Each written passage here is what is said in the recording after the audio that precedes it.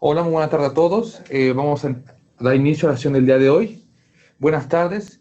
Bienvenidos a una sesión más de esta primera jornada de fisioterapia en el paciente crítico en el marco del entrenamiento continuo México contra COVID. Licenciada Carolina, adelante. Buenas tardes. Le cedo el micrófono para que presente al ponente del día de hoy.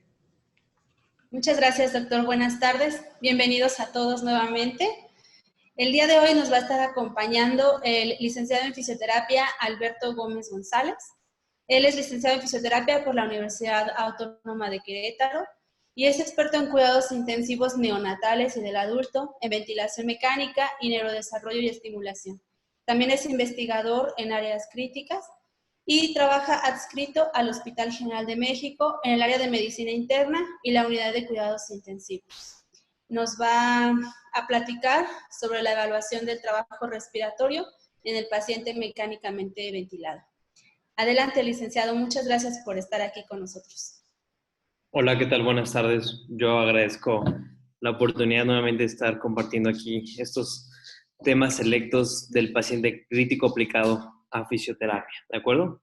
Muy bien, voy a proceder a compartir mi pantalla. Pues bien, vamos a dar inicio entonces, ya lo mencionaron. El tema que vamos a abordar justamente es evaluación del trabajo respiratorio en el paciente mecánicamente ventilado, ¿no? Es algo muy importante. Vamos a ver las distintas herramientas y cuál es el enfoque de cada una de ellas. Vale, pues.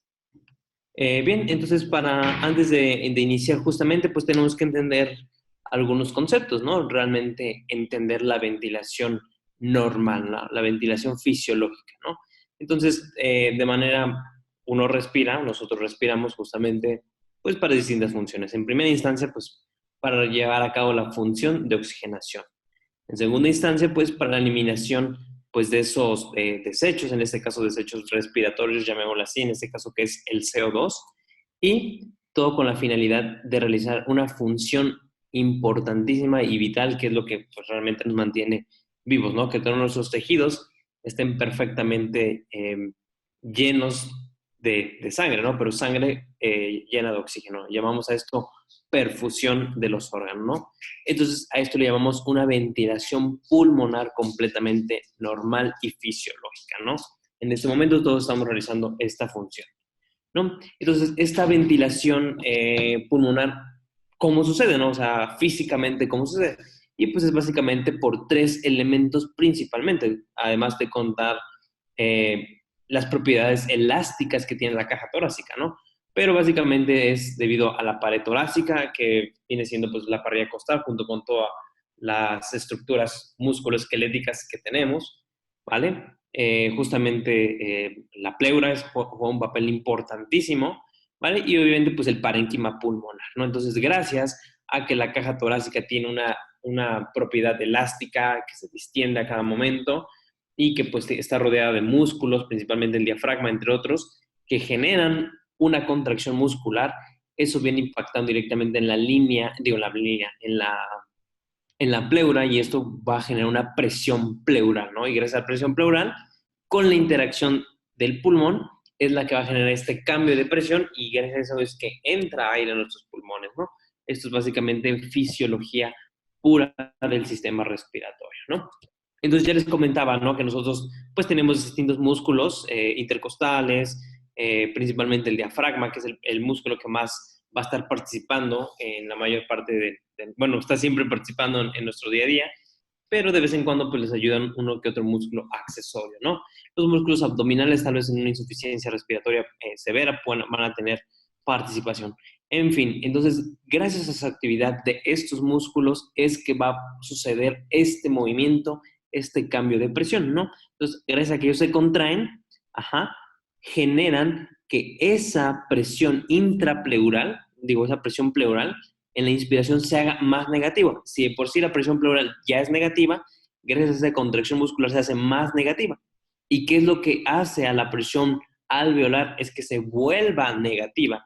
Y gracias a este cambio de presiones hay un cambio de gradiente de presión y gracias a eso entra aire a nuestros pulmones, ¿no? Básicamente, y esto sucede de cierto modo en un pulmón normal, ¿no? Entonces, mientras generamos esa presión negativa, se gana volumen de aire, ¿no? Y gracias a eso van a suceder las distintas funciones de oxigenación, eliminación de CO2 y por ende la perfusión de nuestros órganos. ¿De acuerdo? Entonces, la presión transpulmonar se va a definir como la diferencia entre la presión intrapleural y la presión intraalveolar. Entonces, gracias a esta presión transpulmonar es que se ejerce fuerza, ¿vale? En los pulmones, y gracias a eso es a que se expandan y pueda entrar aire a nuestros pulmones. Básicamente para eso sirve la presión transpulmonar, o bueno, es el resultado de, ¿no? Entonces ya les decía, ¿no? De cierto modo vamos a entender que nuestra presión alveolar es de 0, ¿vale? Y gracias a que hay un cambio de presión en la presión intrapleural, se vuelve más negativa la presión intrapleural y se vuelve negativa la presión alveolar,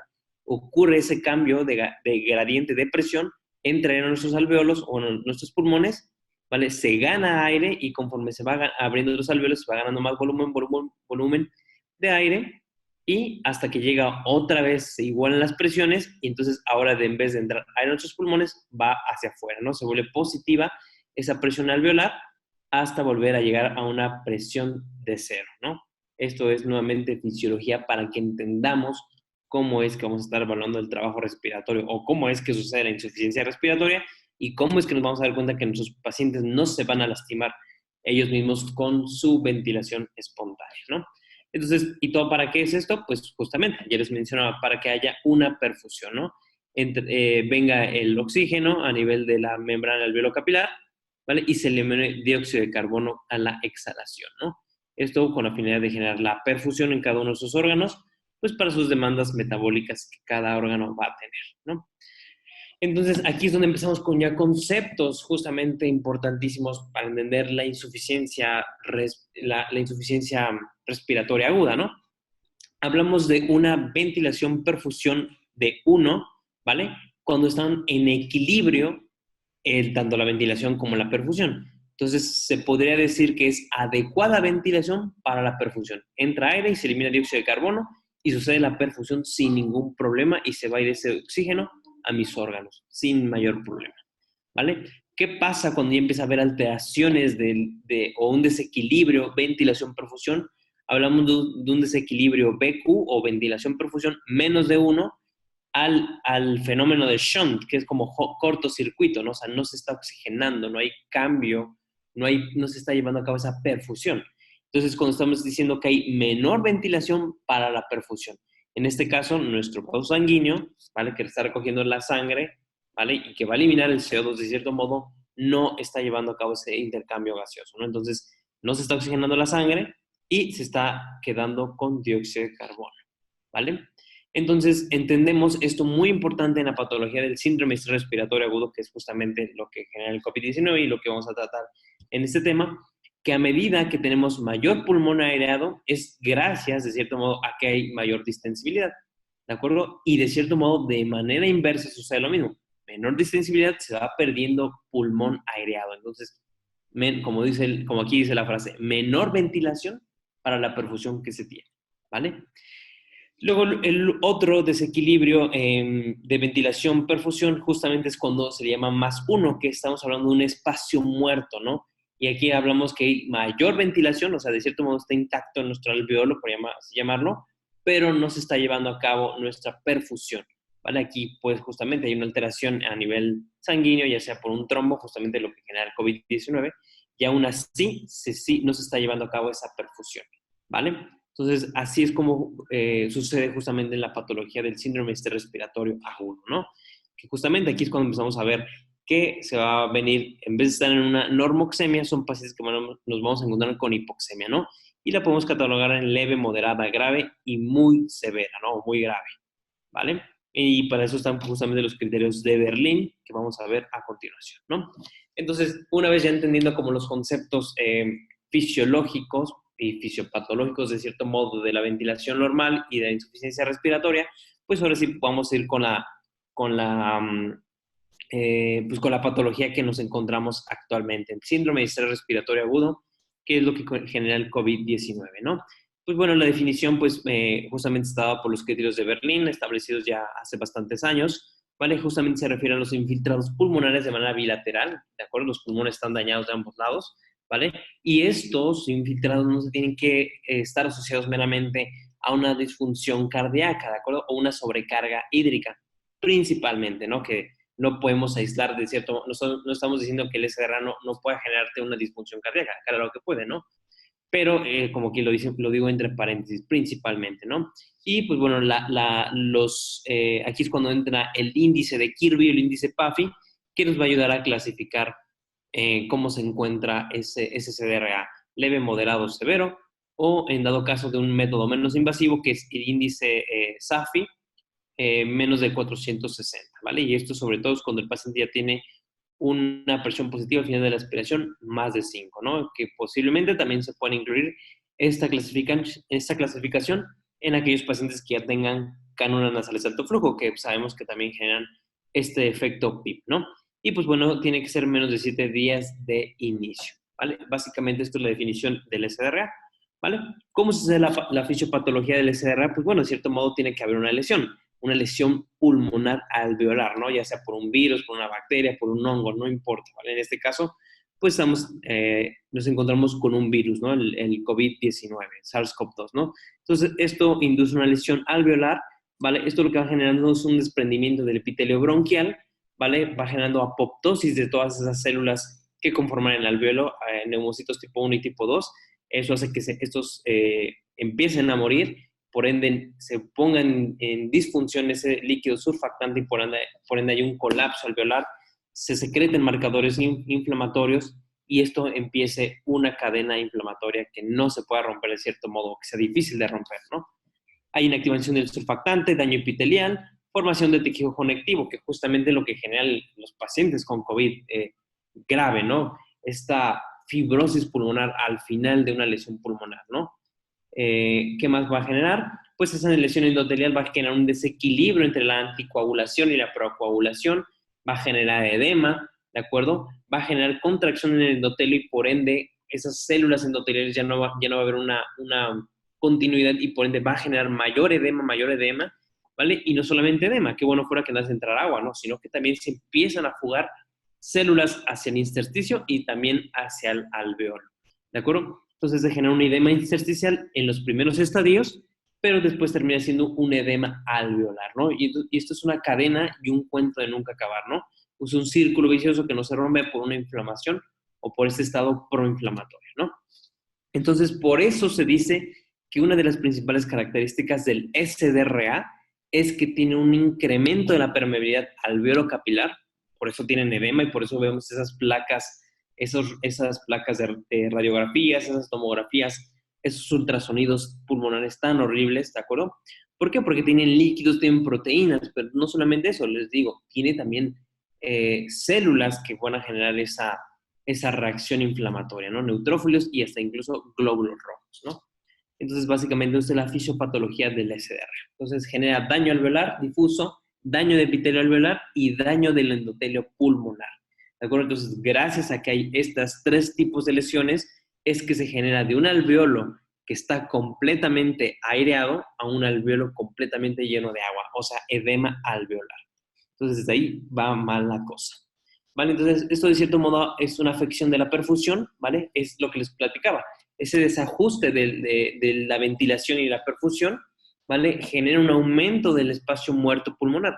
¿A qué nos referimos con el espacio muerto pulmonar? Pues aquel volumen respiratorio que no va a participar en la perfusión, ¿de acuerdo? Aumenta el volumen minuto, ¿de acuerdo? ¿Por qué? Pues porque el paciente está lleno de agua y quiere seguir ventilando, entonces por ende, ¿qué es lo que compensa? Aumenta la frecuencia respiratoria y aumenta las presiones para meter mayor volumen, y por eso aumenta el volumen minuto, ¿de acuerdo? Que eso de cierto modo es lesivo y es lo que vamos a hablar ahorita, ¿no? Y pues disminuye la distensibilidad pulmonar. El hecho que aumente el espacio muerto pulmonar y disminuya la distensibilidad pulmonar por sí mismos son predictores independientes de mortalidad en los pacientes con SDRA. Si ustedes recuerdan cuál es la mortalidad que tienen los pacientes de SDRA, desde el 30% al 40%. Entonces, es una mortalidad relativamente alta. ¿De acuerdo? Entonces, básicamente aquí estas son las imágenes, las típicas imágenes que nos encontramos hoy en día con los pacientes con COVID-19, ¿no?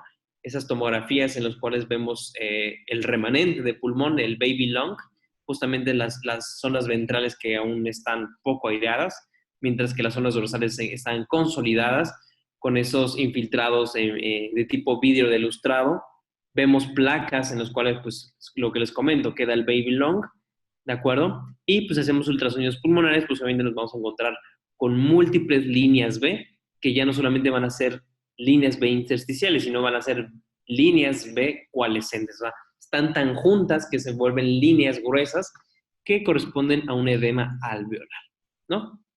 Entonces, aquí está prácticamente un diagrama que va a explicar la respiración en unos pulmones sanos y la respiración en un paciente con SRA, ¿no? Entonces, el del lado izquierdo, que es el diagrama A, justamente nos está hablando de ese nivel de CO2. Vean cómo están justamente los niveles de CO2 y no es tan necesario incrementar el volumen minuto, ¿no? Porque estamos hablando de unos pulmones sanos que fácilmente van a compensar ese aumento del CO2, ¿no? Y vean justamente cómo está esta línea que le llamamos la curva de ventilación o la curva cerebral, que gracias a que hay centros respiratorios a nivel pues, del sistema nervioso central, son los que nos van a ayudar a que se regule la frecuencia respiratoria y todo eso, ¿no? Entonces, de cierto modo, esta curva no está tan desplazada a la derecha, ¿de acuerdo? Y de cierto modo se vuelve proporcional, ¿no? Que no necesariamente incrementa tanto el volumen de minuto para eliminar ese CO2, ¿no? Entonces estamos hablando que hay un volumen minuto proporcional a conforme se incrementa proporcionalmente también ese CO2, ¿no? Del otro lado, ¿qué tenemos? Un paciente que ya desarrolló SDRA. Vean cómo inmediatamente el volumen minuto casi se duplica en comparación de un pulmón sano, ¿de acuerdo? Para poder satisfacer o barrer ese CO2 que tiene, ¿de acuerdo? Aquí ya se desplaza esa curva de ventilación más hacia la derecha, que de cierto modo que retienen más CO2 a pesar que tienen que incrementar tanto el volumen minuto. ¿De acuerdo? ¿Por qué se debe esto? Porque tienen una demanda respiratoria elevada, tienen una compliance disminuida, generan atrapamiento aéreo y sobre todo, si ya es una ventilación prolongada o son pacientes que están en una unidad de cuidados intensivos de manera prolongada, pues hasta la debilidad muscular va a tener impacto ahí. ¿De acuerdo? Entonces, básicamente es que acá el volumen minuto está incrementado menor proporcionalmente a cómo incrementa el CO2. ¿De acuerdo? Entonces, básicamente esto es un diagrama que nos habla de cómo el drive respiratorio, ¿de acuerdo? Va a estar influenciado por muchas cosas. Desde el dolor, la ansiedad, ciertos marcadores inflamatorios que trae la enfermedad crítica, ¿de acuerdo? Situaciones más mecánicas de afección pulmonar, atelectasias, derrame pleural, entre otras cosas, colapso alveolar. Y acá, sobre todo, pues también sabemos que el drive respiratorio va a estar regulado, pues, por procesos químicos, ¿no? Que disminuye el pH, aumenta el CO2, disminuye la presión arterial de oxígeno. Va a estar, al final de cuentas, influenciando el drive respiratorio, ¿de acuerdo? Básicamente el drive respiratorio, estaríamos hablando de esa actividad neural para poder satisfacer las demandas, pues, que demandan los tejidos, básicamente, de oxígeno. Entonces, ¿cuál es la principal complicación de que un paciente con SDRA tenga el drive respiratorio elevado, que genere estas presiones pulmonares tan elevadas, ¿no? Pues es un enemigo, pues de cierto modo, recientemente descrito, ¿no? Que es el famoso PCILI, ¿no? La lesión pulmonar autoinfligida por el paciente, ¿no? Por sus siglas en inglés, PCILI. Este es un enemigo recientemente, pues bueno, que ha tomado mucho auge, sobre todo ahorita en COVID-19, que se están brindando bastantes soportes respiratorios no invasivos para evitar la intubación de cierto modo, ¿no? Entonces, así como se quiere evitar el BILI, que es la lesión autoinfligida por ventilación mecánica, ahora tenemos que evitar también el PCILI cuando el paciente está despierto o que a lo mejor tiene un soporte respiratorio no invasivo, ¿no? Los principales autores en describir justamente esto, Takeshi Yoshida y Marcelo Amato, son uno de los principales autores que más hablan y describen esto del efecto de PCILI, ¿no? Y sobre todo del movimiento del pendulum, o sea, del movimiento de péndulo, que ya lo vamos a describir más adelante, ¿no? ¿Qué es esto del movimiento pendulum? O bueno, en español péndulo, ¿no? Justamente es un movimiento de ese gas o de ese aire que entra en nuestros pulmones, que no generan cambios en el volumen tidal, pero que se distribuye de manera heterogénea, o sea, se distribuye de manera, vamos a llamarle, asimétrica, por así decirle, ¿no? Entonces, este movimiento de aire se va desde las zonas no dependientes pulmonares a las zonas dependientes. Y eso se da sobre todo, principalmente al inicio de la inspiración. ¿vale? Y me van a preguntar, oye, ¿qué onda con eso de las zonas no dependientes y con las zonas dependientes? Muy bien, justamente lo vamos a ver ir más adelante, ¿vale? Este es un diagrama parecido al que vimos al inicio, como gracias a que tiene que disminuir la presión pleural, gracias a la contracción de los músculos respiratorios, va a disminuir la presión alveolar y por ende va a entrar aire a mis pulmones. Eso ya lo habíamos descrito al inicio, ¿vale?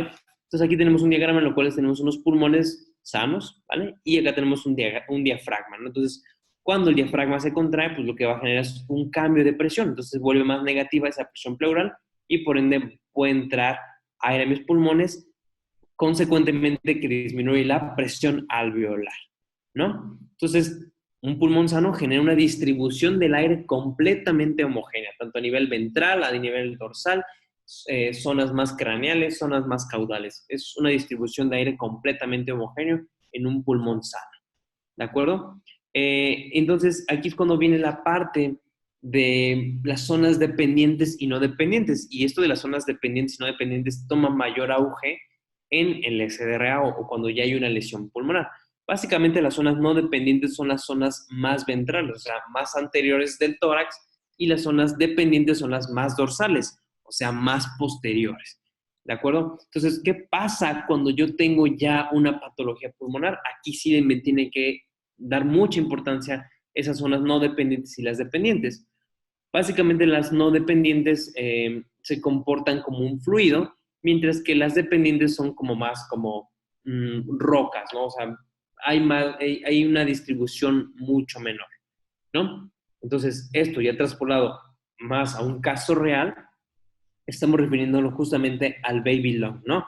Justamente como las zonas anteriores, mayormente aireadas, entre comillas, porque ni tan aireadas, ¿vale? Entonces aquí es donde más se empieza a distribuir el aire, pero ¿qué pasa con las zonas dorsales? Uno dirá, ay, no se distribuye el aire. No, claro que también se llega a distribuir el aire, pero ¿qué pasa? Es un tejido que está lastimado, que está lesionado. Entonces, entra aire al pulmón, sí, entra a las zonas ventrales, pero me va a lesionar principalmente en las zonas dorsales. Entonces, ahí sí va a haber un problema, ¿no? Porque esas presiones van a lastimar el pulmón y por ende me van a generar más daño y por ende, pues al paciente no le va a ir tan bien, ¿no? Entonces, de cierto modo, ya explicándolo un poquito más preciso, a nivel de las zonas no dependientes, que son las ventrales o las anteriores, las presiones llegan a ser de menos 6.4, hablando de presión pleural propiamente, ¿vale? Mientras que en las zonas dorsales se hace más negativa, o sea, es por así decirlo, una distribución de golpe mucho mayor. Vean, menos 13 centímetros de agua. Entonces se vuelve más negativo, ¿vale? Y esto no es que uno se lo saque de la manga, ¿no? Realmente es lo que se ha estudiado, cómo son esas presiones intrapleurales, ¿vale? Pleurales en esas diferentes zonas. Entonces, aquí es donde empieza a haber un problema, ¿no? ¿Por qué? Porque a lo mejor en las zonas ventrales, pues no hay tanto problema, ¿no? Porque se están aireando. El problema son en las zonas que están ya lastimadas. Ahí es donde va a empezar a generarse ese barotrauma, ¿no? O sea, de estar sobredistendiendo y sobredistendiendo y sobredistendiendo las zonas dorsales. ¿De acuerdo? Un paciente sano, a manera de ejemplo, aquí tenemos supongamos, lo estemos ventilando a un volumen ideal de 6 mililitros por kilogramo de peso predicho, ¿vale? Su peso predicho le toca 60, ¿vale? Entonces estamos dando un volumen ideal de 360. Sus pulmones sanos, pues, le va a entrar el aire y se van a distribuir homogéneamente sin mayor problema. ¿Qué pasa cuando ya tengo un problema o una patología pulmonar? Pues, de cierto modo, se empieza a distribuir al inicio en las zonas ventrales, pero van a lastimar las dorsales, ¿de acuerdo? Ya no se están distribuyendo homogéneamente, ¿vale? Entonces, a manera de ejemplo, lo que se ha descrito es que en las zonas dorsales, en vez de que estuviéramos ventilando a 6, pareciera ser que se está ventilando a 14 mililitros de kilogramo de peso predicho. O sea, es demasiado volumen. Entonces, ya no solamente estamos generando barotrauma, sino también ahora volutrauma en este paciente, ¿vale? Es básicamente como si estuviéramos dándole 3 veces más esa presión inspiratoria al paciente. Entonces, es demasiado volumen que va a lastimar ese pulmón dañado, ¿de acuerdo? Entonces, mucho cuidado aquí, porque aquí es cuando puede suceder el PCLI, la lesión autoinfligida por el paciente, ¿de acuerdo?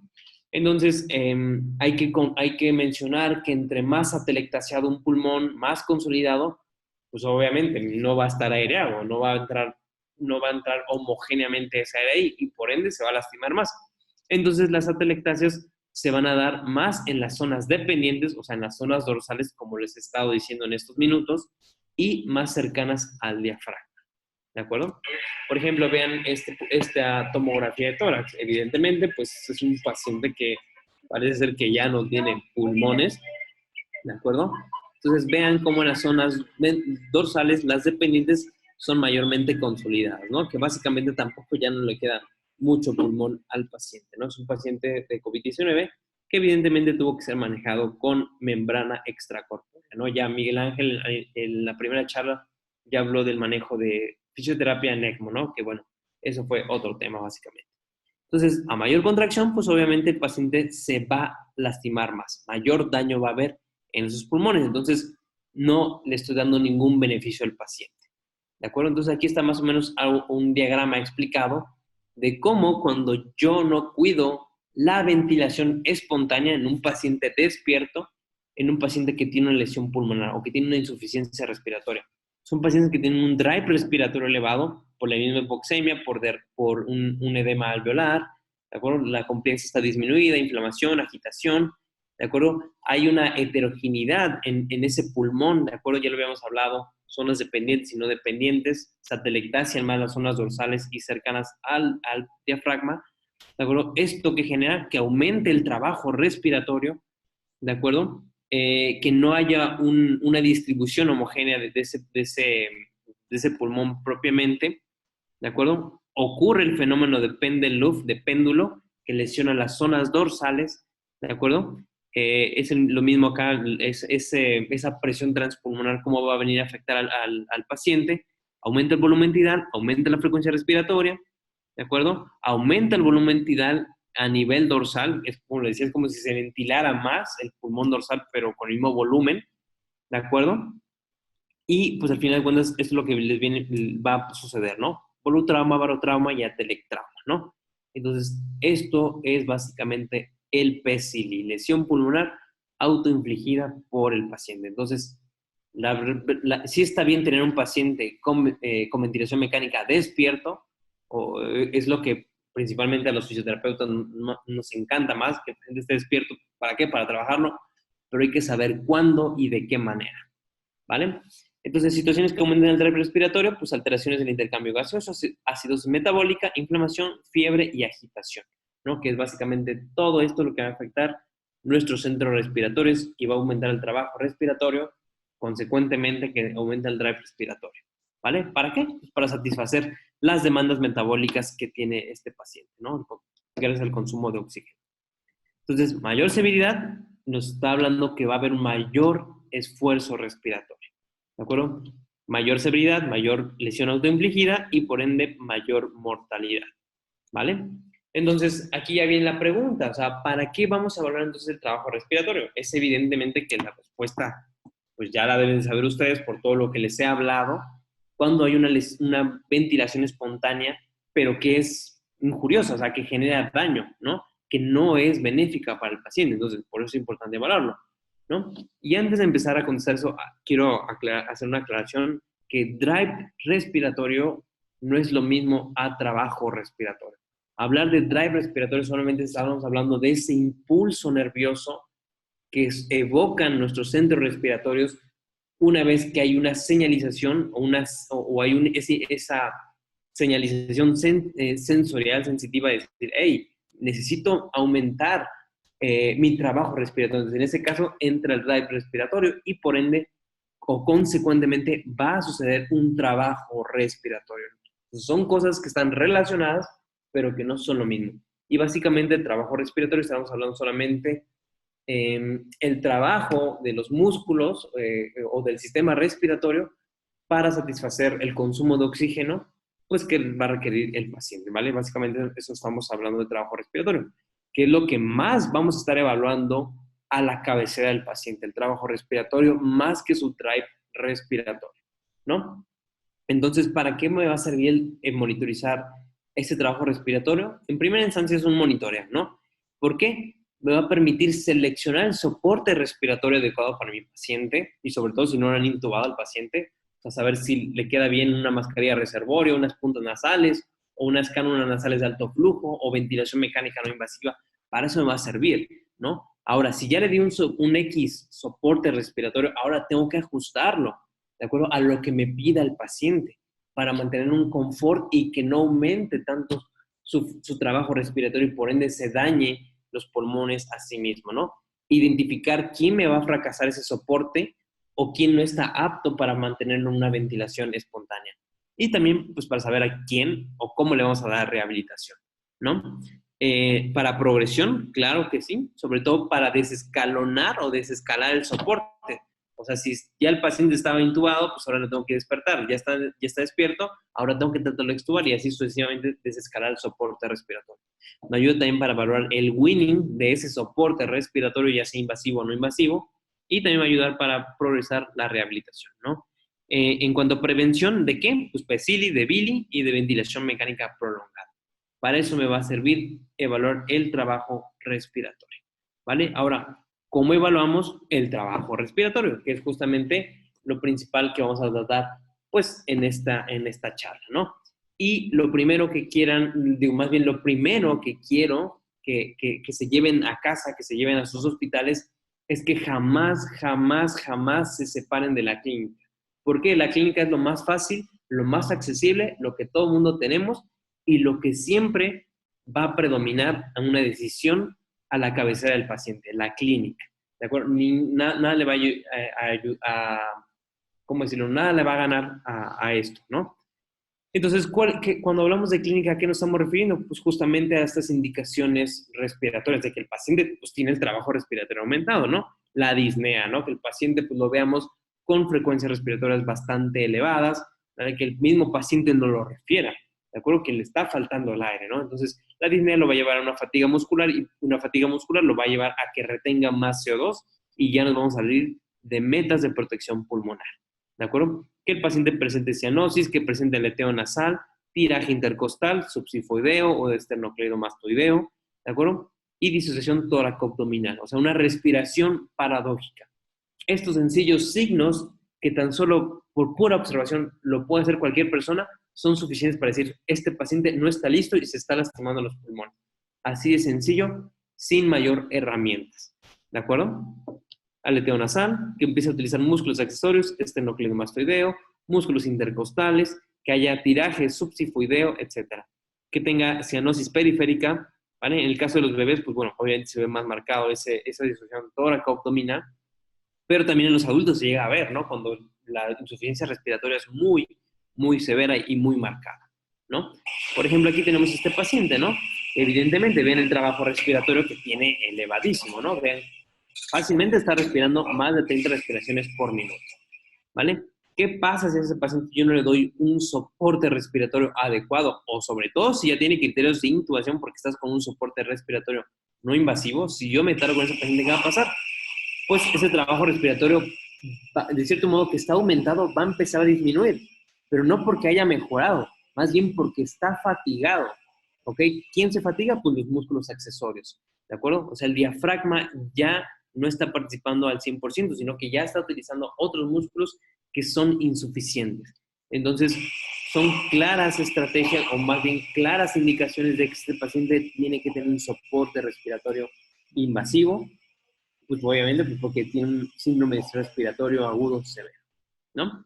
Igualmente, vean fracaso de ventilación mecánica no invasiva o soporte respiratorio no invasivo, en este caso, cánulas nasales de alto flujo, ¿vale? Vean cómo utilizan músculos accesorios, así sencillito. Vean un paciente que está respirando así, o ¿qué le hacen? O le ponen a aumentar el soporte respiratorio, tal vez, darle una última oportunidad, y si no, le estás diciendo, ¿sabes qué? Estoy fracasando, necesito un soporte respiratorio invasivo, porque ya no es suficiente el no invasivo, ¿de acuerdo? Vean acá también, un paciente que tiene una frecuencia respiratoria sostenida más de 30. ¿De acuerdo? Por la misma gráfica uno se da cuenta que el trabajo respiratorio está súper elevado. Incluso el mismo ventilador mecánico te dice, hey, hay una frecuencia respiratoria muy alta. No estoy soportando este soporte respiratorio. Progrésame, o sea, dame más, o en este caso que era un paciente que estaba con una ventilación mecánica no invasiva, pues ni modo, hay que intubarlo, ¿de acuerdo?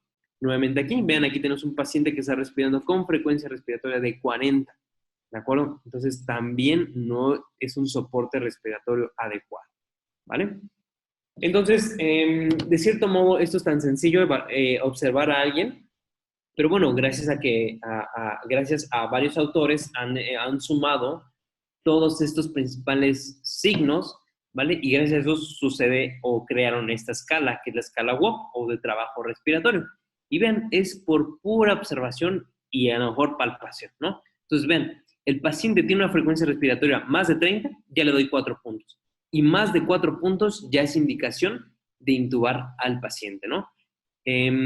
Aparte, si el paciente tiene aleteo nasal, está utilizando músculos accesorios como el esternocleidomastoideo, que lo puedo ver a través de la palpación, y aparte también ya hasta está utilizando músculos expiratorios como los músculos abdominales, que también se puede suceder por la palpación, le voy aumentando 1, 1, 1. Entonces ya tiene un puntaje de 7, evidentemente es más de 7 puntos, es un paciente que se tiene que intubar, ¿vale? Entonces con esa escala sencillito, yo evalúo el trabajo respiratorio de mi paciente que tiene un soporte no invasivo. Tal vez este estudio está hecho principalmente con cánulas nasales de alto flujo, pero puede ser con cualquier otro soporte respiratorio no invasivo. Ahora, al fin de cuentas, esto es trabajo respiratorio aumentado que me va a indicar que el paciente no lo está tolerando. ¿De acuerdo? Y bueno, ya propiamente un paciente que está intubado, pues obviamente si tiene una insuficiencia respiratoria severa y no está, en este caso, controlado, sedado y hasta con bloqueo neuromuscular, pues justamente va a generar ese efecto de péndulo, que va a haber una distribución heterogénea en el pulmón y va a terminar lastimando al pulmón, ¿de acuerdo? Principalmente zonas dorsales, ¿no? Tal vez en la ventilación mecánica controlada, cuando no hay colapso, pues de cierto modo, como es una ventilación controlada, pues principalmente va a ser a nivel ventral la distribución. Pero cuando es una ventilación espontánea, pues se puede generar también presión o sobredistensión a nivel dorsal. ¿De acuerdo? Esto es medida con una tomografía de impedancia eléctrica. Vean acá en un paciente con SDRA cómo se empieza a colorar principalmente las zonas ventrales por esa mala distribución o una distribución heterogénea del volumen que entra en los pulmones, a diferencia de un pulmón sano que se va distribuyendo de manera homogénea. Entonces, aquí es cuando nos damos cuenta que si el paciente tiene una insuficiencia respiratoria grave y está despierto, se va a lesionar a sí mismo. O no le damos un soporte respiratorio adecuado, ¿no? Entonces, aquí es cuando se genera el efecto de péndulo, también en los alvéolos también sucede, como de un alvéolo a otro se va pasando ese volumen, y se va sobredistendiendo. Entonces, aquí vuelvo al mismo. Barotrauma, polutrauma y atelectrauma sucede en el paciente que tiene una ventilación espontánea y no está apto todavía. ¿De acuerdo? Entonces, vean, una ventilación o una respiración vigorosa, espontánea, ¿qué me puede causar? Sobredistensión, una mala distribución a nivel pulmonar y por ende me genera un estrés, sobredistensión, incrementa ese edema, ¿vale? Justamente, pues, ¿por qué? Porque hay una presión pleural que genera un efecto de succión y por ende trae, por así llamarlo, líquido de los capilares y por ende incrementa el edema alveolar, ¿de acuerdo? Aumenta también las asincronías de la ventilación mecánica y también genera un desreclutamiento, ¿de acuerdo? Porque hay una exhalación activa. Entonces, va a suceder un atelectrauma, ¿no? Entonces, es muy importante que los pacientes que no tengan criterios para estar despiertos, pues ni modo, hay que sedarlos y hay que bloquearlos en ese momento, ¿vale? Entonces, ¿dónde se presenta el mayor problema? Pues en las zonas dorsales de sobredistensión. Vean acá cómo, acá nos muestra este gráfico, cómo se enciende más de color amarillo que nos indica mayor sobredistensión pulmonar. ¿De acuerdo? ¿Cuál sería la solución en esos pacientes con síndrome respiratorio agudo severo? Pues tal vez un bloqueo neuromuscular, ¿no? Obviamente va a favorecer que haya mayor confianza con el ventilador, que el paciente no se esté lastimando tanto, que no haya asincronías, que no incremente el soporte, que no aumenten los requerimientos de oxígenos, ¿vale?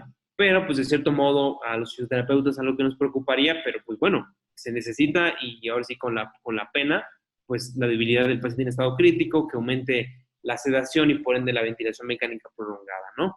Entonces, quizás serían los contras, pero es algo que el paciente requiere en este momento, ¿no? Ya más adelante tendríamos que despertarlo, progresarlo y rehabilitarlo, ¿no? Entonces, para ir como concluyendo como esta parte clínica, ¿vale? La frecuencia respiratoria tiene un alto poder para decirte que un paciente no tiene un soporte respiratorio adecuado. Y vean aquí como una frecuencia respiratoria más de 26 en los primeros 30 minutos de un soporte respiratorio no invasivo, principalmente cánulas nasales de alto flujo, ¿vale? Mayor riesgo de intubación. Pero bueno, quítenme esta leyenda que dice aquí, riesgo de intubación, mayor riesgo de PCILI también puede suceder, ¿no? Porque ¿qué? ¿Qué está pasando? El paciente está respirando demasiado. ¿Por qué? Porque tiene un drive respiratorio elevado, ¿vale? Y tiene que compensarlo con trabajo respiratorio elevado. ¿Qué tiene que hacer? Incrementar su volumen minuto, ¿vale? Ese volumen minuto, ¿qué es lo que hacer? Que entre más volumen, entre más volumen y más veces ese volumen, y es cuando se va a terminar lesionando los pulmones. ¿De acuerdo? Entonces, acuérdense, cásense siempre con la frecuencia respiratoria. Y de hecho, es algo que yo hago. O sea, llego a la terapia y lo que empiezo a ver es monitores, monitores, monitores, y lo que más veo es justamente el color, el número que está en color amarillito. Bueno, regularmente es amarillo, la frecuencia respiratoria. Si yo veo un 30, preocúpate, ese paciente está pasando algo, ¿vale? Entonces, quédense muy casados con la frecuencia respiratoria, ¿vale? Entonces, eso es en el caso del monitoreo clínico, ¿vale? Con lo cual cualquier persona tiene acceso a la evaluación clínica, no necesita de un adiestramiento específico, no requiere de un instrumento específico, de un software específico, ¿vale? Pero bueno, hablando ya propiamente de un monitoreo más avanzado, ¿vale? Y de cierto modo también algo no invasivo, llamémoslo así, pese que el paciente esté intubado, pues el mismo ventilador mecánico me sirve de un instrumento de evaluación para el fisioterapeuta, ¿no? Para ver que realmente el paciente tenga un adecuado soporte respiratorio y no tenga que estarlo, o más bien tenga que estarlo ajustando si es que el paciente lo requiere, ¿no? Definitivamente para evaluar pues, el trabajo, o sí, los gold estándar para evaluar ese trabajo respiratorio justamente es el balón esofágico, la electromiografía diafragmática, la electromiografía de músculos accesorios, definitivamente lo es, ¿no? Pero la pregunta es, ¿quién tiene acceso en sus hospitales a este tipo de herramientas? Quien lo tiene, pues híjole, aprovéchelo porque es una super herramienta, pero los que no los tenemos, pues tenemos que hacer uso de subrogados o de algunas herramientas que nos pueden alentar a que el paciente pues no tiene un adecuado soporte respiratorio, ¿no? Entonces, ¿cómo vamos a guiar el ajuste del soporte respiratorio en un paciente que ya está respirando espontáneamente o saber si realmente tal vez no está listo para un modo espontáneo? Pues justamente uno de los principales instrumentos o herramientas que más se escribe justamente es la maniobra de la P01, que es esta maniobra de oclusión en los primeros 100 milisegundos, ¿no?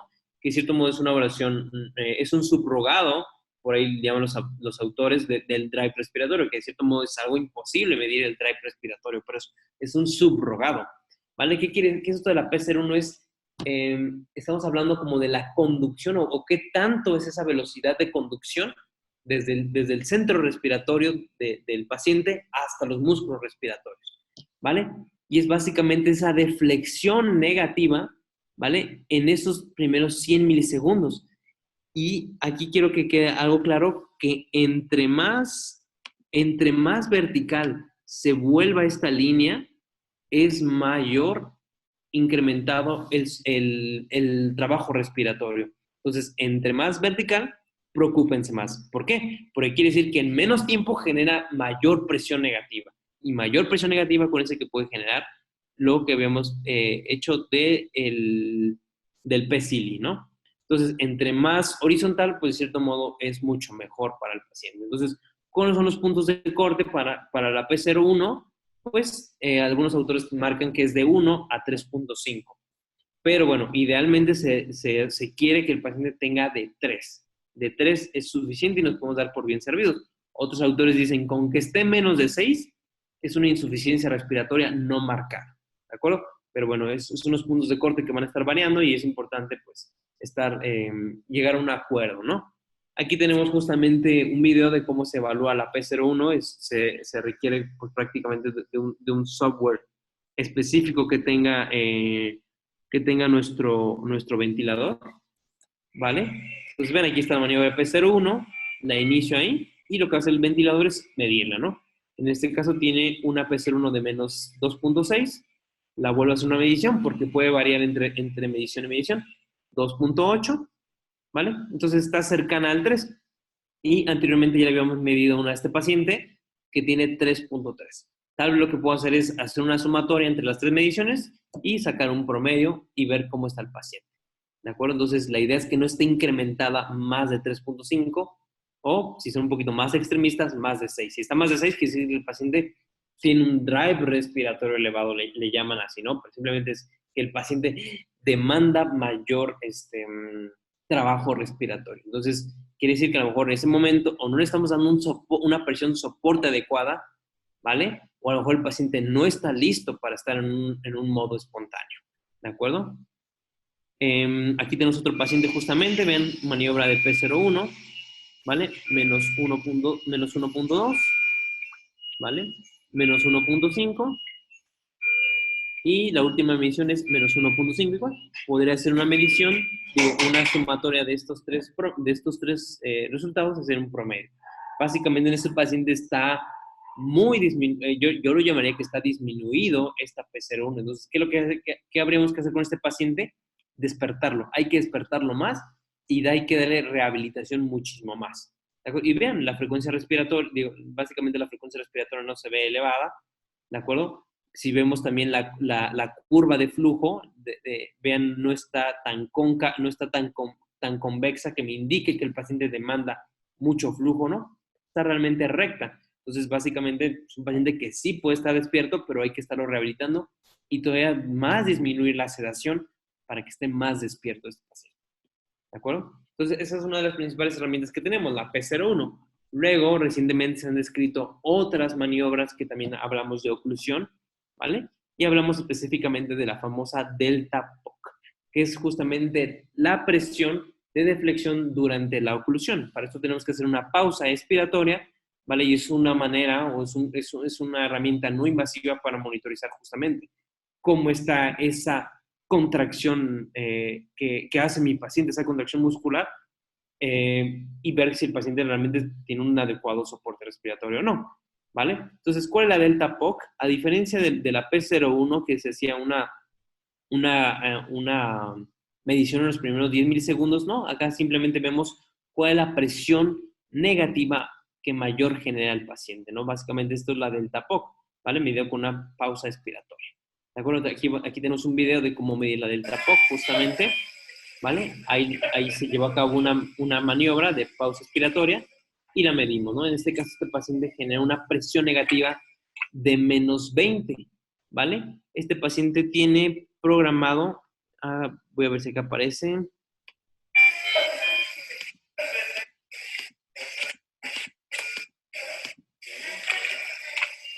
Aquí aparece, tiene un PIB de 6, ¿de acuerdo? Entonces, para sacar la Delta POC del paciente, yo tengo que sumar la presión negativa que hizo mi paciente más aparte el PIB que tiene, porque vence, si es que puede el paciente y no está tan débil, vence el PIB que tiene programado, entonces es una sumatoria. Entonces sería los 20 que generó mi paciente aquí, más, tuvo 20.7, ¿vale? Más los 6 de PIB que tiene, ¿no? En este caso, este paciente tuvo 21, vamos a redondearlo, 21, más el PIB de 6 que tenía, su Delta POC es de menos 27. ¿De acuerdo? Y van a decir, ¿y la Delta POC qué onda? O sea, ¿cuáles son mis criterios? ¿O para qué me sirve la Delta POC? La Delta POC me va a servir para dos cosas. Para sacar lo que se llama presión muscular, y a los fisioterapeutas nos encanta medir los músculos, ¿de acuerdo? Y también la delta de driving pressure transpulmonar dinámica, ¿de acuerdo? Para eso nos va a servir la Delta POC. En el caso de la primera, la presión muscular, ¿cómo saco la presión muscular? Pues bien, aquí está la fórmula. Hago una constante de menos 0.75 por la Delta POC que tiene mi paciente, ¿no? Hagamos el ejercicio que tiene la paciente, ahorita lo vamos a hacer, pero simplemente una presión muscular más de 15 centímetros de agua me indica que el paciente tiene un esfuerzo respiratorio excesivo y se puede lastimar, ¿no? O sea, ¿qué quiere decir? Que el paciente no está todavía listo para un soporte respiratorio, para un modo espontáneo, o la otra, el soporte o la presión soporte que yo le estoy dando no es suficiente todavía. Entonces, ¿qué es lo que tengo que hacer? Darle un poquito más de su presión soporte, o tal vez algo pasó, hago otras evaluaciones, reviso los pulmones con ultrasonido, no lo sé.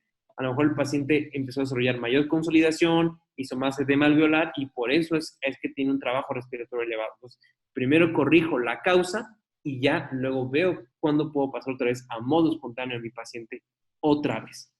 ¿De acuerdo? Entonces, si hacemos el ejercicio, ¿vale? Mi delta POC era de menos 27 del caso anterior que les enseñé en el video, ¿vale? Cuando hago la translocación de la fórmula, quedaría menos 0.75 por menos 27, el resultado es 20.2. Entonces, está por arriba de 15. Este paciente no está listo para estar en un modo espontáneo, o a lo mejor le puedo dar el chance de darle más presión soporte y ver si así se corrige esta presión muscular o disminuye esta presión muscular, o simplemente hago una exploración de cómo están los pulmones, manejo sedación, no lo sé, tengo que ver más. Al final de cuentas, esto me va a orientar para hacer un ajuste a todo mi manejo ventilatorio y también pues, farmacológico y general del paciente, ¿no? Vale, aquí tenemos otro ejemplo, ¿vale? Pausa expiratoria, ¿vale? Un modo espontáneo con el paciente. Congelamos la pantalla y vamos a ver cuánto tiene este paciente, ¿vale? Tiene menos 1.7, ¿vale? Más el PIB que tiene el paciente programado, aquí está 8, ¿vale?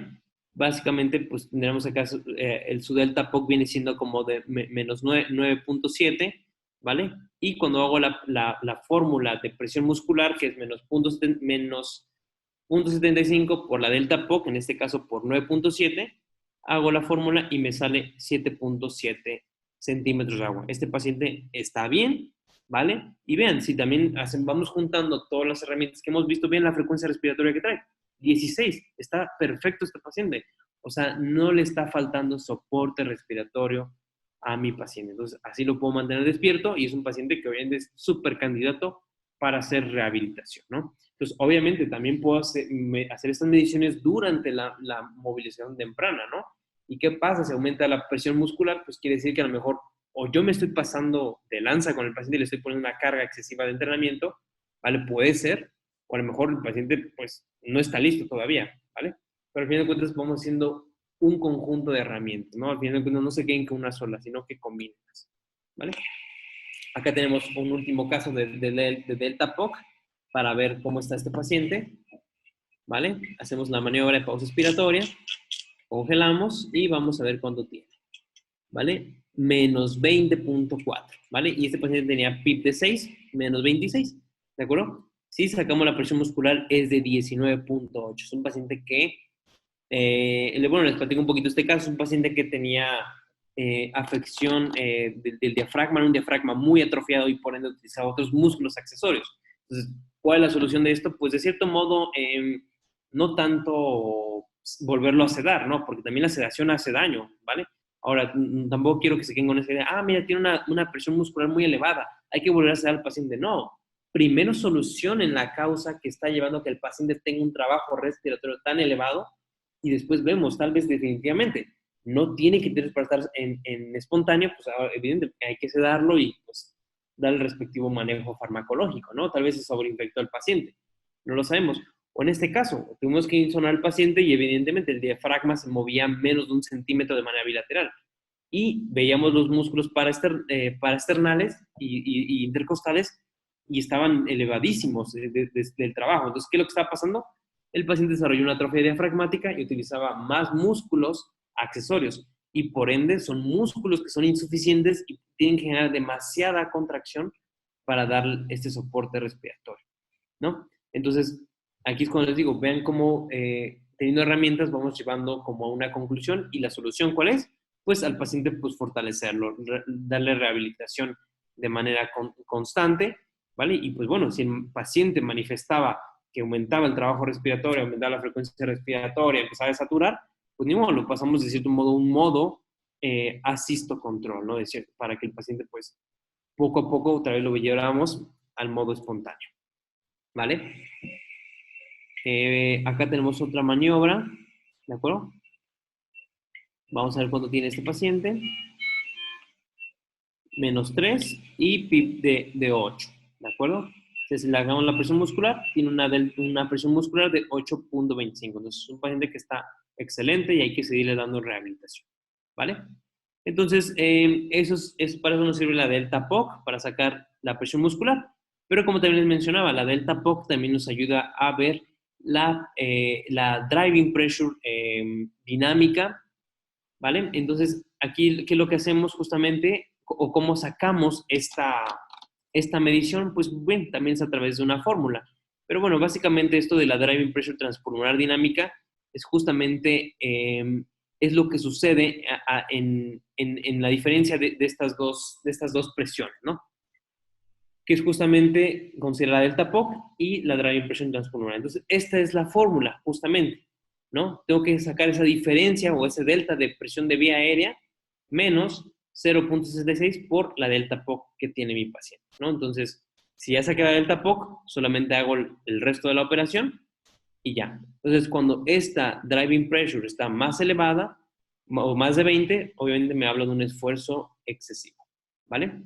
Ahora bien, otra cosa que podemos utilizar en un modo espontáneo o otra herramienta que podemos hacer justamente es el índice de presión muscular, ¿de acuerdo? Que no es otra cosa que la presión meseta menos la presión pico que se genera en ese modo espontáneo, ¿de acuerdo? ¿Cuáles son los valores? De 2 a 6 es normal. Cuando está menos de 2 quiere decir que tiene una sobreasistencia, o sea, yo le estoy dando mucha presión soporte al paciente, y cuando está más de 6 quiere decir que le estoy dando poca presión soporte al paciente. O puede ser que el paciente no esté listo para un modo espontáneo. ¿De acuerdo? Entonces, ¿qué es lo que hago? Hago una pausa inspiratoria, ¿vale? ¿Y qué es lo que se va a formar en mi ventilador? Pues bueno, voy a tener esta presión pico, ¿vale? Que es la que me da la presión soporte, y con la pausa inspiratoria se va a generar la presión plató o la presión meseta, ¿no? Hago una resta entre estas dos y la diferencia entre ellas dos, que básicamente es esta presión que se encuentra entre ellas dos, justamente es ese índice de presión muscular, ¿vale? Así de sencillo es como puedo hacer las mediciones con el ventilador mecánico, ¿de acuerdo? Y bueno, eso es básicamente, lo ideal es que tuvieran cada ventilador estas maniobras. A veces es difícil o algunos ventiladores no cuentan con ellas, y ahí es cuando viene un poquito el problema. Pero insisto, por eso hay que ver desde clínica y hasta monitoreo mecánicamente, ¿vale? Ahora bien, ¿para qué otra? Esto es sobre todo para darle un ajuste al soporte respiratorio del paciente y ver quién se está tolerando en modo espontáneo y quién no se está lastimando. Pero también podemos utilizar el ventilador mecánico para ver quién ya está listo para extubarlo o para que deje la ventilación mecánica. Y también a los fisioterapeutas nos ayuda a dosificar el entrenamiento de músculos inspiratorios, ¿no? Entonces, esto del destete, la ventilación y la dosificación de este entrenamiento, pues lo podemos hacer con una maniobra que se llama NIF, que en inglés es Negative Inspiratory Force, o en español viene como PIMAX. Como sea, hay que buscarle cada quien en su ventilador cómo viene, ¿no? O también puede venir como MIP, que es Maximal Inspiratory Pressure, ¿vale? Entonces, ¿cómo mido la NIF o cómo mido la PIMAX en mi paciente? Aquí tenemos un ventilador Puritan Bennett, ¿vale? Que nos da la maniobra. Entonces, ¿qué es lo que yo tengo que hacer? Le tengo que avisar al paciente. Le tengo que avisar que de cierto modo le va a faltar el aire, ¿vale? Porque hay un cierre hay un cierre del flujo, ¿vale? Es una pausa inspiratoria. Entonces el paciente tiene que generar presión negativa, tiene que llegar aire, o sea, el paciente tiene que generar su propia presión para que le llegue ese aire. Entonces, le aviso al paciente que le va a faltar aire, que no se preocupe, que no se desespere y que haga el mayor esfuerzo por jalar aire. ¿De acuerdo? Entonces, a continuación vamos a ver el video. Respirar muy profundo, ¿vale? Entonces, ahí empiezo la maniobra. Respira fuerte. A mí en lo particular me gustan mucho los Puritan Bennett, ahora sí, la interfaz, cómo se dibuja la maniobra de PIMAX, porque te va apareciendo aquí cómo ese paciente va generando presiones inspiratorias pues negativas, ¿no? Y aquí de cierto modo te va apareciendo numéricamente en la gráfica qué cantidad de presión negativa es la que generó. Al final de cuentas te va a cuantificar automáticamente, pero gráficamente lo vas viendo, ¿no? Pues aquí el paciente empieza a esforzarse por generar presiones inspiratorias máximas. Yo puedo incentivar al paciente porque es una presión inspiratoria máxima. Hay que incentivarlo Y vean aquí. De hecho, aquí el paciente ya tiene sus antecedentes de las mediciones que le habíamos hecho. Vean, menos 35 de presión inspiratoria máxima, menos 30 y menos 32. ¿De acuerdo? O sea, básicamente se encuentra en el promedio. ¿Vale? Nosotros, como fisioterapeutas, es muy importante esta medición. ¿Por qué? Porque un índice, una Pimax mayor de 20 y preferentemente mayor de 30, ya es un criterio para extubar al paciente. ¿De acuerdo? Entonces, este paciente ya está súper fuerte para poder ser retirado de la ventilación mecánica, ¿no? Y ahora, como fisioterapeutas, ¿cómo podemos dosificar el ejercicio? Pues bueno, hacemos una simple multiplicación al punto 30, que es el 30% de la carga que le queremos poner de la dosificación de entrenamiento de músculos inspiratorios, ¿no? Y ya puede ser que lo hagamos a través de la sensibilidad del ventilador mecánico o específicamente con un dispositivo que se llama Threshold IMT, ¿no?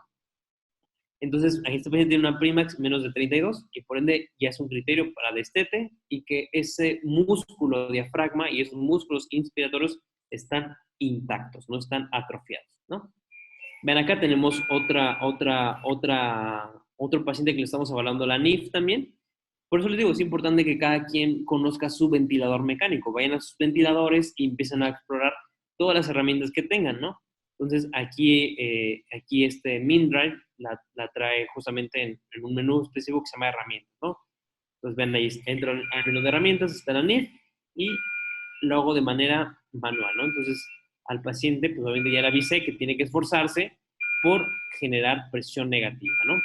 Entonces, lo incentivo para que el paciente, pues, haga inspiraciones máximas, lo más que pueda el paciente, y después ya, cuantifico. Bueno, aquí el ventilador te cuantifica y aquí el paciente tiene menos 7, ¿no? Evidentemente es un diafragma que está muy débil, ¿no? Bueno, no solamente el diafragma, en general los músculos inspiratorios. Entonces, ay, ¿qué pasó? Ahí está, no sé por qué salió. Bueno, a mí como fisioterapeuta me importa esto. ¿Por qué? Porque es un diafragma que está débil. Entonces, ¿qué tengo que hacer? Pues fortalecer al paciente. Tengo que movilizarlo, tengo que darle más ejercicio, sentarlo a la orilla de la cama. Si el paciente se puede parar, pues entonces lo paro. Si le puedo caminar, pues adelante. Al fin de cuentas, mis evaluaciones me sirven a mí para generar una estrategia de tratamiento. ¿Vale? Pimax menos de 7 es algo preocupante. ¿Vale?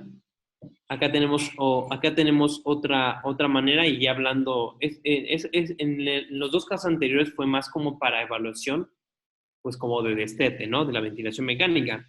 Ahora, para la dosificación de entrenamiento de músculos inspiratorios, ven, aquí ya le hicimos una NIF al paciente, tiene una NIF de menos 48, casi de 50, ¿vale? Y acá lo que hicimos, como les comentaba, el entrenamiento de músculos inspiratorios lo podemos hacer a través de la sensibilidad del ventilador mecánico, ¿no? Entonces, si lo multiplicamos por punto 30, aproximadamente le tocan 15 centímetros de agua que tiene que generar el paciente para que el ventilador lo tenga que asistir. O sea, el paciente se tiene que esforzar, pero aquí es un esfuerzo terapéutico, ¿vale? Van a decir, tú nos dijiste que el paciente no tiene que esforzarse tanto. No, son cosas diferentes. Una cosa es porque al paciente lo estamos monitorizando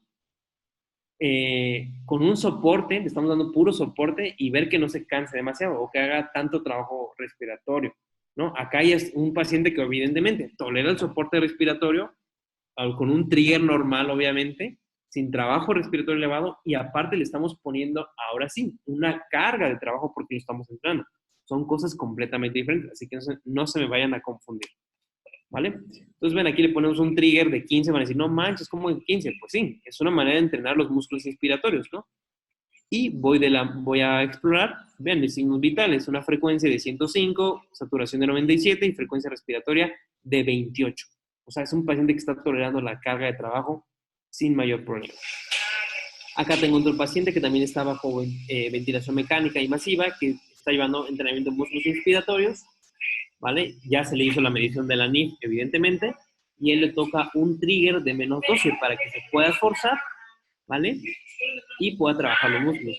Si yo veo la curva de flujo, ven, es una curva que se mantiene planita, no con una convexidad, que me indica que el paciente no demanda demasiado trabajo respiratorio, ¿no? Es una frecuencia respiratoria que se mantiene por debajo de 30, está tolerando el entrenamiento que yo le estoy poniendo. ¿De acuerdo? Vean acá, tengo otro caso, igual, es un paciente que se está trabajando con menos 15 centímetros de agua de entrenamiento de músculos inspiratorios, frecuencia respiratoria es menos de 30 y aparte, ¿qué le estoy poniendo? Le estoy poniendo cicloergometría a través del motomed, ¿no? Entonces, doble carga de trabajo y es un paciente que sí o sí te tolera el modo espontáneo y aparte le estamos poniendo entrenamiento de músculos inspiratorios, ¿no?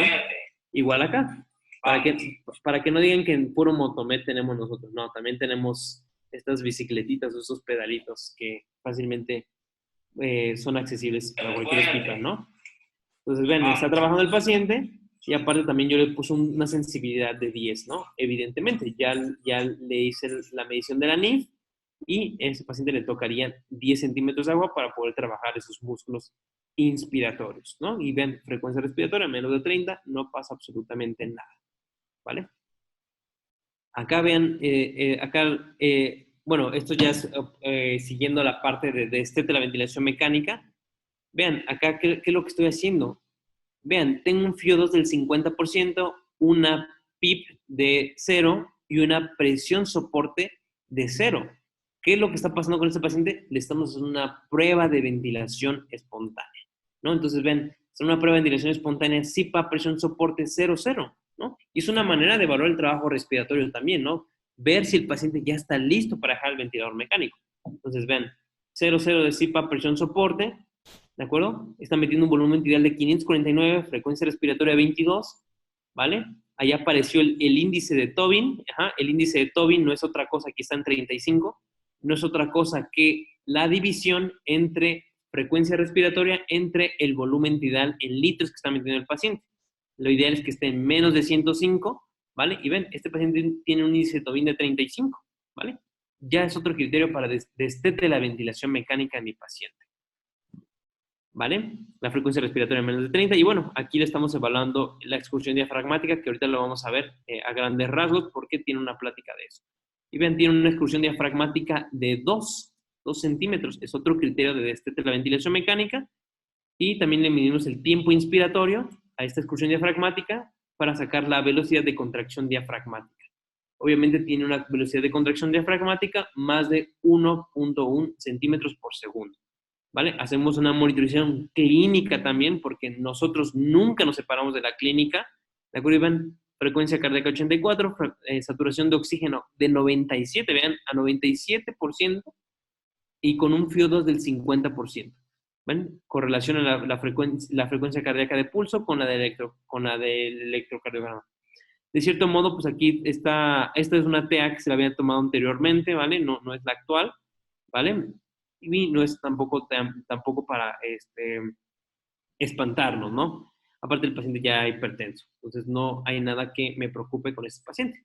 Y otra cosa, importantísimo, trabajo respiratorio también es evaluar la tos, cómo está la tos en mi paciente. Entonces, cuando yo voy a medir la tos, tengo que irme a mi curva de flujo, tiempo. Entonces, le pido al paciente que tosa, congelo la pantalla y mido cuánto es ese flujo expiratorio.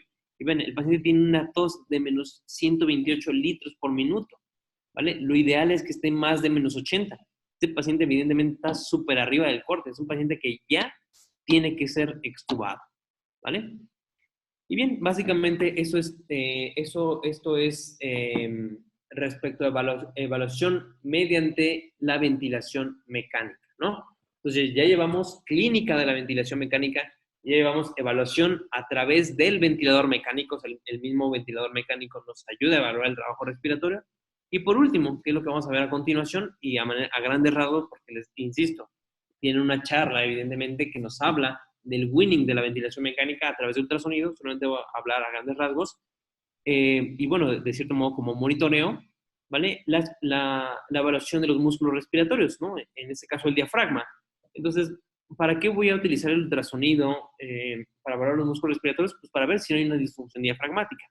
Se conoce una disfunción diafragmática menos de 1 centímetro, ¿vale? O también hay que ver si el paciente no desarrolló una parálisis del nervio frénico y por ende una parálisis diafragmática. Lo veríamos con un movimiento paradójico y también pues, nos va a ayudar para el winning, que como les digo, tiene una plática de eso, ¿vale? Movimiento paradójico, ¿a qué me refiero? En vez de que se presente una deflexión positiva del diafragma, se presenta una deflexión negativa. O sea, con cada inspiración y con cada volumen que entra, el diafragma se va para abajo, se va para abajo. Y en teoría tendría que subir el diafragma con cada inspiración. Y aquí lo que estoy viendo es abajo una deflexión negativa. Eso me habla de una parálisis diafragmática. Entonces, muy importante a cuidar en los pacientes, ¿vale? Y sobre todo si tiene una debilidad diafragmática marcada, ¿no? Entonces, vean, aquí es un movimiento diafragmático normal, se ve una deflexión positiva en el modo M y en el modo B ve una deflexión, pues también, lo ideal es que también subiera, pero como lo estoy viendo de cabeza, básicamente es como si el diafragma más bien descendiera, pero pues les digo, en el ultrasonido lo vemos de cabeza. Pero bueno, en modo M tienen que ver esta cúpula o esta montaña siempre positiva, a diferencia de la imagen del lado derecho, que ve una deflexión negativa que me indica una parálisis diafragmática, ¿no? Lo puedo hacer en evaluación de modo B y evaluación de modo M, ¿de acuerdo? Tiene que ser con un transductor convexo o sectorial también puede suceder, ¿vale? Los puntos de corte es con que esté más de 1.8 centímetros para que el paciente se pueda extubar, pero también puede ser como monitoreo constante. Y ojo, tiene que ser en un modo completamente espontáneo. De nada sirve que le hagamos expulsión diafragmática a alguien que está completamente sedado y bloqueado, ¿no? Que bueno, ahorita voy a hacer una excepción. ¿Vale? Otra cosa que puedo valorar es justamente la fracción de engrosamiento diafragmático, ¿vale? A diferencia de verlo a través de un abordaje de la ventana hepática, ¿vale? Debajo de las costillas, lo puedo hacer un abordaje de la zona de aposicionamiento, que es justamente en la parte lateral de las costillas, entre el octavo y noveno espacio intercostal, y lo que voy a ver justamente van a ser 3 líneas, una línea blanca, una línea negra y otra línea blanca, que corresponden a la pleura, al diafragma y el peritoneo en ese orden, ¿de acuerdo? ¿Qué es lo que tengo que hacer? Poner el transductor, ver cómo se engrosa ese diafragma y cómo se adelgaza. Lo mido en modo M y tengo que sacar una diferencia, ¿de acuerdo? Aquí lo pongo en modo M, ¿vale? Entonces ven cómo aquí se hace delgadito y acá se hace grueso. Hago una fórmula que ahorita se les voy a poner y lo ideal es que esté más de 30%, ¿de acuerdo? Entonces ven, aquí está inspiración, cómo se engresa el diafragma, expiración, cómo se adelgaza. Lo pongo en modo M y acá se queda grabado en modo, expiración, inspiración, expiración, inspiración. Hago la medición y hago la fórmula. La fórmula para la fracción de engrosamiento diafragmático es fin de la inspiración en menos fin de la expiración entre fin de la expiración. Por 100. En otras palabras, la mayor menos la menor entre la menor. Si yo les pongo un ejemplo y tengo un paciente que tiene una inspiración de menos 29 y una expiración de 23, lo divido entre 23, lo multiplico por 100, básicamente tendré una expulsión de una fracción de engrosamiento diafragmático de 26. Es un paciente que requiere entrenarse del diafragma y que le sigan haciendo rehabilitación para que el paciente se pueda extubar, ¿no? Y bien, por último, justamente está también la evaluación de otros músculos que, de cierto modo, no son meramente el diafragma, ¿vale? Uno se casa con la idea de que todo es el diafragma, y no. Podemos evaluar otros músculos, como pueden ser los músculos intercostales, ¿de acuerdo? Entonces, ¿cómo lo hago para evaluar los músculos intercostales? Pues bueno, lo que tengo que hacerme es ir al espacio intercostal entre la segunda y la tercera costilla, 3 a 5 centímetros me recorro de la línea media o línea externa, o sea, básicamente es un abordaje paraexternal, ¿vale? Y tiene que ser con un transductor lineal, porque estoy viendo un tejido muy superficial. Entonces, ¿qué es lo que voy a ver? El signo del murciélago, evidentemente, un pectoral mayor, y lo que queda en medio justamente pues va a ser un músculo intercostal. Entonces, hago lo mismo que la fracción de engrosamiento diafragmático. Lo voy a poner en un modo M, y voy a ver cuánto se engrosa ese músculo intercostal y cuánto se adelgaza, ¿vale? Y aquí, ¿qué me tengo que fijar? Que tiene que ser menos del 10%. Y van a preguntarse, ¿cómo que un músculo intercostal tiene que ser menor? Y sí, y ahora sí que ustedes mismos respóndanse en sus cabezas, por así decirlo, pero tiene que ser menos del 10%. ¿Por qué? Porque si está menos del 10%, quiere decir que hay menos participación de estos músculos. Y es lo que queremos, que haya menos participación de los músculos accesorios que del diafragma. Entonces, ¿qué pasa cuando está más del 10%? quiere decir que el diafragma está completamente atrofiado y está utilizando más músculos accesorios, en este caso los músculos intercostales. Y se dice que cuando los músculos intercostales están más del 10% y yo le voy a hacer una fracción de engrosamiento diafragmático, muy posiblemente esa fracción de engrosamiento diafragmático me vaya a salir menos del 10%, ¿vale?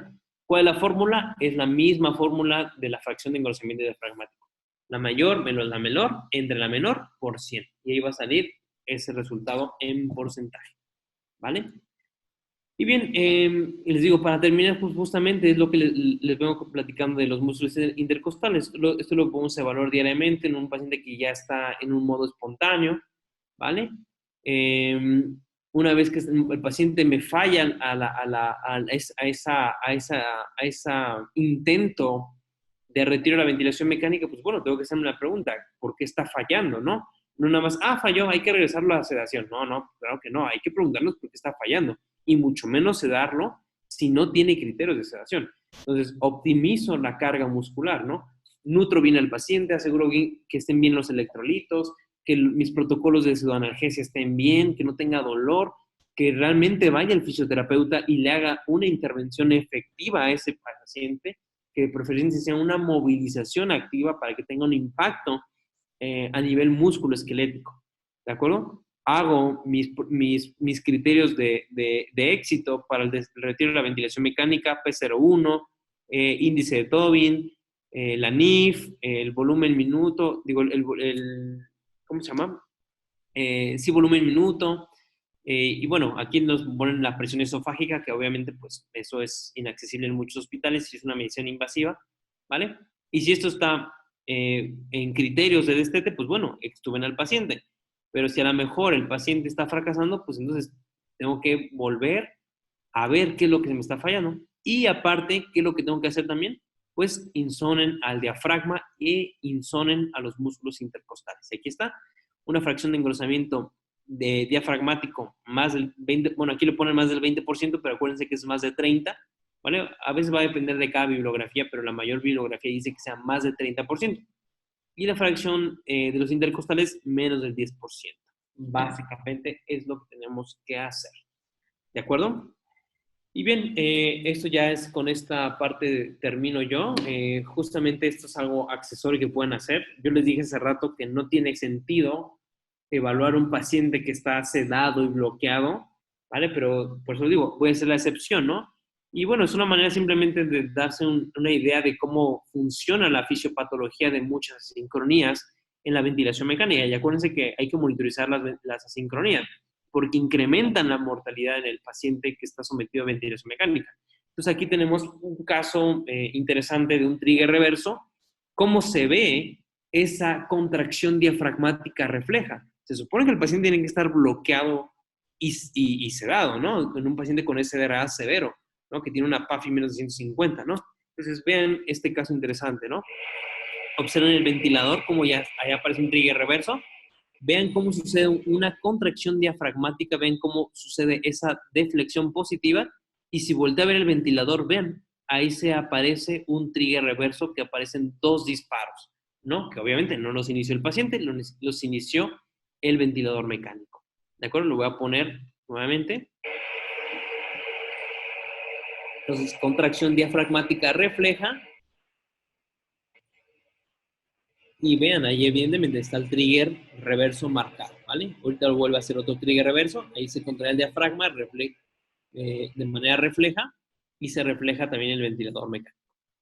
Acá está el trigger reverso, ¿vale? Una ventilación normal. Luego viene esa respiración. Otra respiración normal. Sin ningún problema hasta ahí. Entra aire y sale aire. Pero después, ¿qué es lo que pasa? Va a entrar aire al paciente y se genera otro disparo, ¿no? Y no lo inicia el paciente, no hay deflexión negativa aquí que me indique esfuerzo inspiratorio, sino que lo inicia el ventilador y después sí hay una deflexión negativa, pero es gracias a esa contracción diafragmática, ¿vale? Ahora van a decir que estoy loco, porque para qué lo hago, no. Realmente es algo que está escrito en la evidencia. ¿Cómo podemos monitorizar o cómo podemos entender esa fisiopatología de las asincronías, ¿no? Ya sea con un esfuerzo inefectivo, un trigger, un ciclado retrasado un doble trigger, un trigger reverso o un autotrigger, ¿no?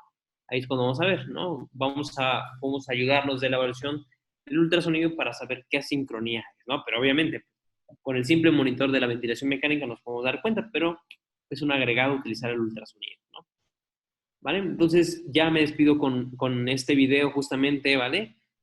Es mismo paciente en dos momentos diferentes y aquí es cuando quiero recalcar la importancia de la evaluación del trabajo respiratorio acompañado del ultrasonido, del ventilador mecánico y de la clínica y cómo realmente podemos sacar adelante al paciente, ¿no? Entonces, vean acá al paciente, ¿vale? Ahí le hicimos una evaluación pulmonar, tiene un ultrasound score bastante elevado, tiene múltiples líneas B, un pulmón consolidado. Vayamos a ver el ventilador mecánico.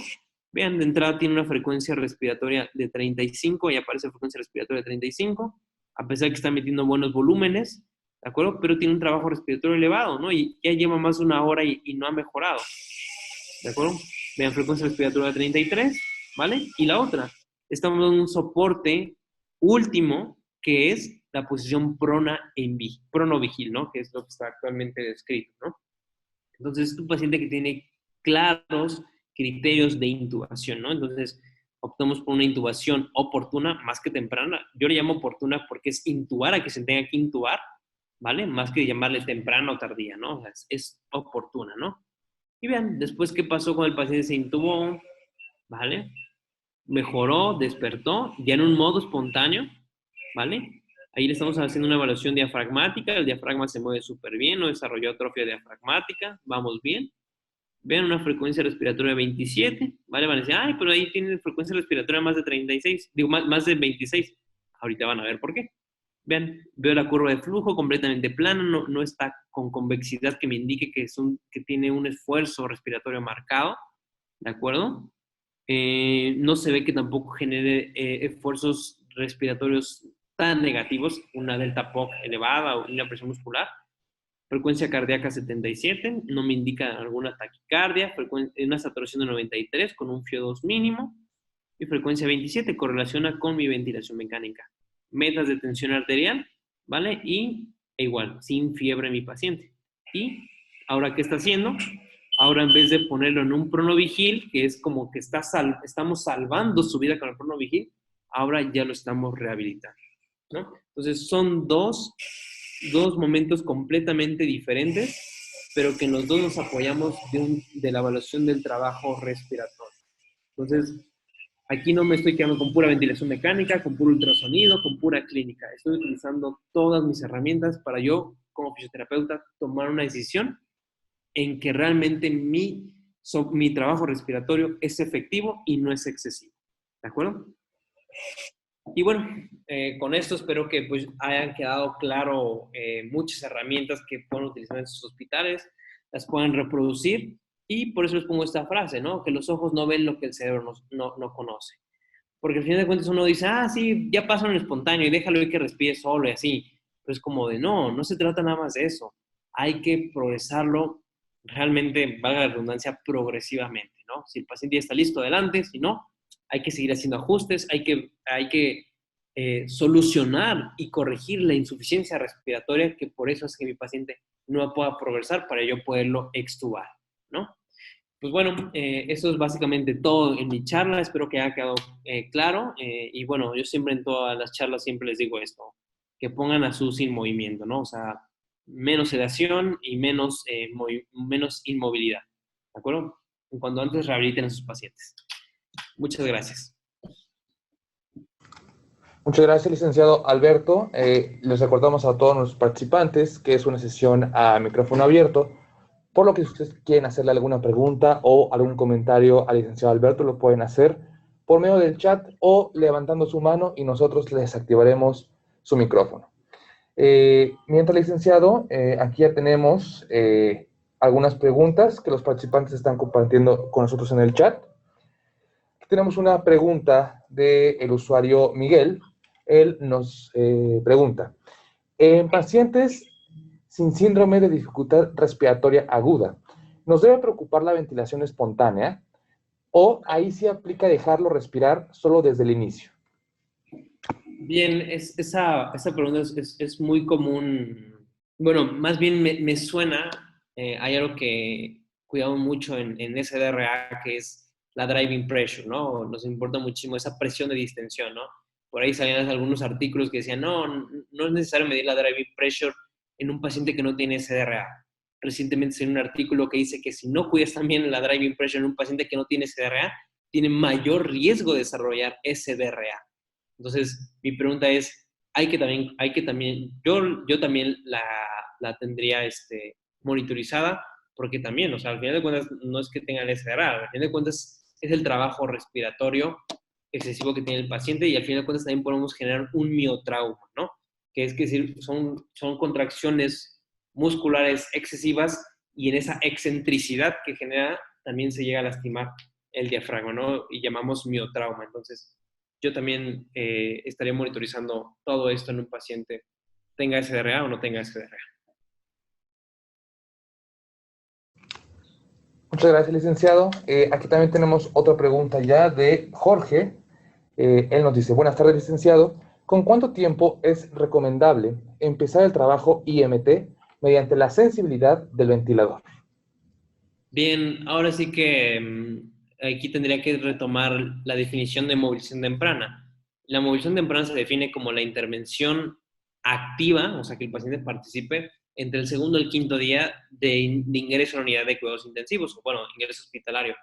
En COVID-19 no es aplicable esa definición porque o sea, un paciente grave de COVID se interna, bueno, ingresa al hospital, a veces llega hasta bajo sedación, hasta una semana, o sea, entonces ya se perdió esa definición de movilización temprana, yo le llamaría movilización oportuna. Entonces, en cuanto el paciente mejore la PAFI más de 150, ya esté en supino, podemos apoyarnos del ultrasonido. Vemos que realmente no hay muchas infiltraciones del ultrasonido, ¿de acuerdo? Vamos haciéndole, por eso se llaman despertar tempranos o pruebas de despertar temprano, en el cual suspendemos la sedación y permitimos que el paciente empiece a hacer ventilaciones asistidas.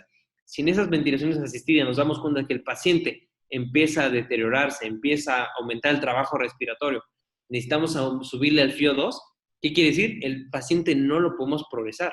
Dale otro chance que se mantenga controlado y al día siguiente vuelve al valor. Y así sucesivamente, hasta que vamos en el día, mira, lo dejamos respirar solito y se mantuvo tranquilo. Pasa en un modo espontáneo. Lo pasamos en un modo espontáneo y si en el modo espontáneo la hace sin necesidad de aumentarle el requerimiento de oxígeno, a partir de ahí tú ya puedes empezar el entrenamiento de músculos inspiratorios, ¿no? Entonces, yo le llamo rehabilitación o movilización oportuna, que es cuando el paciente te lo permite. Hay pacientes de SDRA por COVID que en menos de una semana, pues, responden súper bien, ¿no? O sea, tal vez por la edad que tienen, por los factores previos de funcionalidad avanzada que tenían, eran deportistas y eso los ayudó tan rápido a salir de la insuficiencia respiratoria grave. Entonces, ¿cuánto tiempo? La verdad es que no hay una respuesta de un día específico. Pero después del quinto día es conforme el paciente vaya respondiendo. Muchas gracias, licenciado. Aquí también tenemos otra pregunta de Saraí. Ella nos pregunta, ¿qué tan común es la presencia de espasmos musculares en un paciente extubado tras inicio de la activación de sus músculos? Ella también nos comenta que si la presencia de hipo podría tener una variación importante para determinar si el paciente debe de ser extubado o no. Bien, hay pocos casos, bueno, ahora sí, ahora le llaman singulto, ¿no? Por ahí le llaman. Había un caso reportado de diferenciación entre un trigger reverso y un singulto, ¿no? Que es una contracción refleja también, ¿no? Ahora, si hay hipo en el paciente, digo, sería una situación de investigar por qué. Yo las veces que me he encontrado con pacientes que tienen, pues, singulto, es porque a lo mejor tienen una lesión del nervio frénico. Habría que ver qué fue lo que pasó. Si es un paciente, pues, COVID, desconocería la situación, ¿no? Pero aquí sería mucho hincapié para diferenciar si es un trigger reverso realmente, que yo más bien creería que es un trigger reverso más que hipo propiamente, ¿no? Y reitero, si tiene hipo el paciente, pues a lo mejor lastimaron el hilo frénico, ya sea un paciente de cirugía de abdomen o cirugía de tórax, ahí lo creería, ¿no? Pero bueno, así que impacta en el trabajo respiratorio, no. Yo solamente más bien haría esa diferenciación, si es un trigger reverso o si realmente es un singulto. Muchas gracias, licenciado. Aquí tenemos otra pregunta de Cecilia Ruiz. Ella pregunta, ¿qué opina usted de realizar terapia física después de una aspiración de secreciones en un paciente intubado, licenciado? Pues está completamente indicado. De hecho, estaría súper bien porque, bueno, ahora, si es así literal, o sea, aspiramos al paciente y literal, así enseguida lo empieza a movilizar, debemos de saber que muchas veces tras la aspiración ocurre un momento de saturación, ¿vale? Por eso algunos ventiladores dan la opción de la maniobra de prooxigenación, que le dan FIO2 al 100%, sube la saturación y aprovecha uno para aspirar, para que en el momento que baje la saturación, no baje por debajo de cifras de 88%, ¿no? En ese caso, eso es lo que se tendría que hacer, pero ahora, supongamos que se aspira el paciente, pasan unos minutos, se puede dar la rehabilitación, y de hecho estaría súper bien, porque así el paciente no tiene la vía aérea permeable, y es como cuando uno hace ejercicio, ¿no? Cuando trae, pues, efectivamente tos, uno hace mejor ejercicio cuando no tiene esa presencia de tos, esas secreciones. Entonces, estaría más que ideal, el paciente podría hasta tolerar mucho mejor el ejercicio. E incluso es común que durante la movilización el paciente empiece a generar más secreciones. ¿Por qué? Porque ese flujo expiratorio por el ejercicio empieza a subir, empieza a ser más proximal esas secreciones y hay que aspirarlo. Entonces, no habría por qué tener una consideración específica en ese evento. Gracias, licenciado. Aquí también tenemos otra pregunta de Axel. Él nos comenta, en COVID, para procurar la seguridad de la terapia, ¿es suficiente y seguro el uso del filtro EPA durante el IMT con dispositivos externos en pacientes intubados? ¿Y este filtro modifica de alguna manera la resistencia del dispositivo? Ok, efectivamente, utilizar un filtro antiviral, una nariz artificial, un EPA, va a modificar esa resistencia. O sea, ¿cuánto? No lo sé. No sé, en centímetros habría que investigar, porque cada marca tiene sus dimensiones, entonces habría que investigar cuánta resistencia nos pone ese filtro antiviral, ese EPA, ¿no? Que si por sí también generar un espacio muerto también pues sería una consideración. Ahora, por la parte del riesgo de aerolizaciones, que efectivamente el entrenamiento de músculos inspiratorios, al desconectar al paciente, tan solo desconectarlo ya es una aerolización, ¿no? Pero ahora, por el miedo de la aerolización, vamos, o sea, cuando un paciente de COVID se está rehabilitando, propiamente ya está básicamente en el día 15, día 10, ¿no? Y los estudios que recientemente han salido sabemos que el pico viral de replicación viral del COVID-19 es entre el día 5 y 7.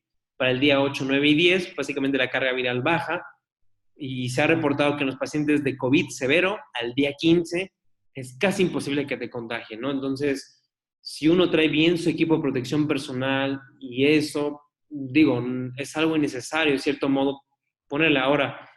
Muchas veces me he encontrado que es como, no, pues sabes que hay que poner un filtro antiviral para prestarlo con otro paciente. Y es como, no, el threshold IMT es personal. O sea, cada paciente tiene que tener su threshold IMT y no se puede compartir. Entonces, nosotros, la verdad, y les platico mi experiencia, que dirían, no, la experiencia no es mucho, pero se las comparto.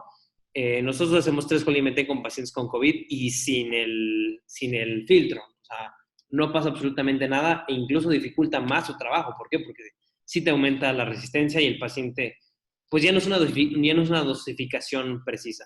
Entonces, ahora sí que pierdan el miedo, no pasa nada.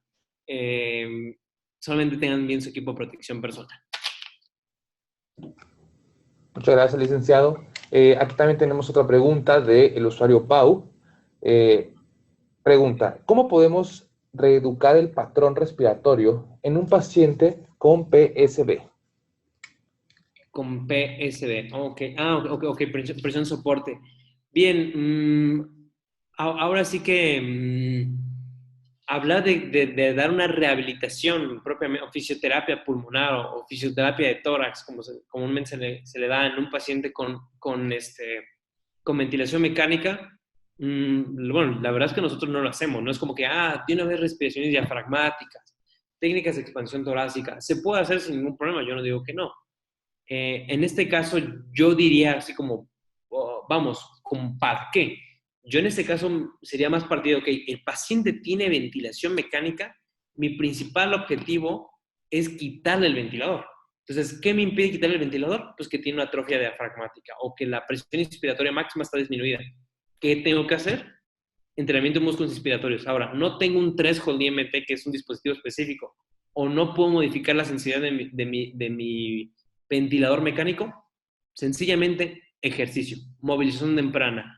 Ya hay estudios por ahí que dicen que tan solo con que tú sientes al paciente 5 minutos en la orilla de la cama o lo pases a un reposet o incluso lo pares, hay mayor aireación pulmonar. Entonces ahí es cuando a veces uno dice, bueno, entonces, ¿qué onda con las técnicas de fisioterapia pulmonar?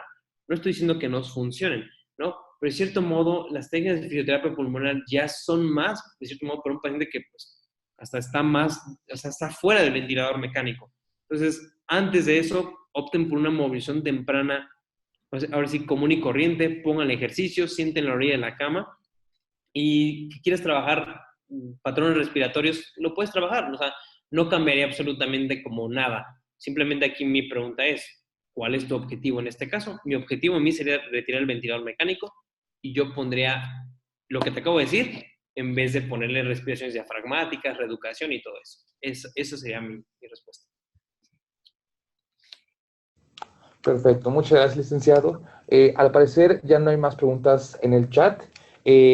No sé si para cerrar, licenciado, quisiera pues decirle algo a nuestros participantes, algo que considere importante y que no le hayamos preguntado el día de hoy, licenciado. Ok, bueno, yo sí nada más quiero recalcar que, pues, y es lo que me dice en la charla, no se casen con una herramienta. No se casen, sí, con pura delta POC voy a ajustar mi presión soporte. Con la presión muscular. No, al final de cuentas es el conjunto de todas las herramientas. Y, insisto, enfóquense más como el trabajo respiratorio aumentado clínicamente. Si el paciente tiene frecuencia respiratoria por arriba de 30, muy seguramente las presiones, el índice de presión muscular y la presión muscular va a estar fuera de metas. Entonces, quédense sencillos y si pueden hacer un monitoreo más avanzado, háganlo. ¿De acuerdo? Pero la idea es que sea lo más accesible que tengan en sus hospitales, ¿vale? Nunca pierdan la clínica. Muchas gracias, licenciado. Aquí tenemos una última pregunta antes de cerrar de Blanca Margarita. Ella pregunta, ¿el Delta POC sirve para monitoreo de bloqueo neuromuscular en el síndrome de dificultad respiratoria aguda? No, digo, o sea, al fin de cuentas, el Delta POC es para evaluar la ventilación espontánea. Entonces, en un paciente con SDRA que tiene bloqueo neuromuscular, evidentemente, o sea, está bloqueado neuromuscularmente, no va a poder, ¿cómo se llama? No va a poder respirar, o sea, no va a funcionar el diafragma porque está bloqueado neuromuscularmente. Ahora, vas a decir, bueno, ya se le pasó el efecto del bloqueador neuromuscular. Antes de evaluar el Delta POC, simplemente lo vas a empezar a ver en el ventilador, que en vez de que las ventilaciones sean controladas, ahora van a ser asistidas. ¿Por qué? Porque el paciente les va a iniciar. Y es aquí donde vuelvo a preguntar, ¿el paciente tiene criterios de sedación y de bloqueo neuromuscular? Si la respuesta es sí, pues pásenle otro bonche de bloqueador neuromuscular, pásenle otra vez sedación, etcétera. El paciente ya no tiene criterios, pues bueno, entonces despiértenlo y ahora sí, evaluaríamos la Delta POC cuando lo pasemos en un modo completamente espontáneo. Perfecto, licenciado, muchas gracias. Sin duda fue una ponencia muy interesante, licenciado, con una gran convocatoria, casi 300 participantes el día de hoy. No sé si la licenciada Carolina Aguilera quiere comentar algo antes de cerrar esta sesión. Sí, muchas gracias, doctor. Nada más agradecer nuevamente su permanencia en esta conferencia. También a usted, licenciado Beto. Muchas gracias. Siempre es un gusto verte. Y bueno, recordarles que la siguiente sesión va a ser el martes que entra. Nos va a acompañar la licenciada en fisioterapia Ayari Salas Montano, quien nos va a platicar sobre el entrenamiento de músculos inspiratorios. Sería todo de mi parte y muchísimas gracias. Muchísimas gracias a ustedes por la invitación. Muchas gracias, licenciada Carolina. Muchas gracias, licenciado Alberto. Sin duda, un gusto tenerlo aquí con nosotros.